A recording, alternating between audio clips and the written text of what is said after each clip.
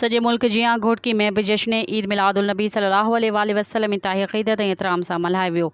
जश्न ईद मिलादुल नबी सल्लल्लाहु अलैहि वसल्लम जो मरकज़ी जुलूस मदरसाए गौसिया फरीदिया मस्जिद नूर खां कढियो वियो। जुलूस जी अॻुवाणी सैयद इमामुद्दीन शाह जीलानी, सैयद ज़मीर हुसैन शाह, सैयद शाहिद अली शाह जीलानी, मोहम्मद अहमद चिश्ती, मौलाना मोहम्मद ताहा सईदी, उस्ताद अब्दुल हलीम ख़ान सईदी, सैयद रिज़वान नादिर शाह, सैयद आशिक़ रसूल, मियाँ मुनीर अहमद जामी, फ़क़ीर अब्दुल रशीद नूनारी, रईस रफ़ीक़ अहमद चाचड़, मोहम्मद नवीद कादरी, जाफ़र अली दायूं ऐं ॿियनि कई। जुलूस में हज़ारें अशकान रसूल प्यादल, मोटरसाइकिलुनि ऐं ट्रैक्टरनि ट्रॉलियुनि समेत शरीक थिया। जुलूस में दुरूद सलाम जी गूंज गूंजंदी रही ऐं घोटकी शहर जी फ़िज़ा मरहबा या मुस्तफ़ा जे नारनि सां गूंजी वई।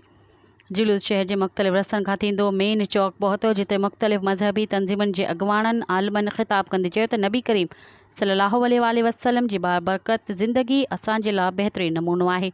नबी करीम सल्लल्लाहु अलैहि वसल्लम जे अचण सां दुनिया मां ज़ुल्म ऐं सितम जा बादल छिटी विया, इस्लाम जो परचम बुलंद थियो। हुन चयो त नबी करीम सल्लल्लाहु अलैहि वसल्लम जे हुक्मनि ते अमल करे दुनिया ऐं आख़िरत में कामयाबी हासिल करे सघिजे थी। नबी करीम जे तालीमात असां सभिनी जे लाइ महफ़ूज़ रस्तो आहे, जंहिं ते अमल करे असां पंहिंजी दुनिया ऐं आख़िरत खे संभाले सघूं था।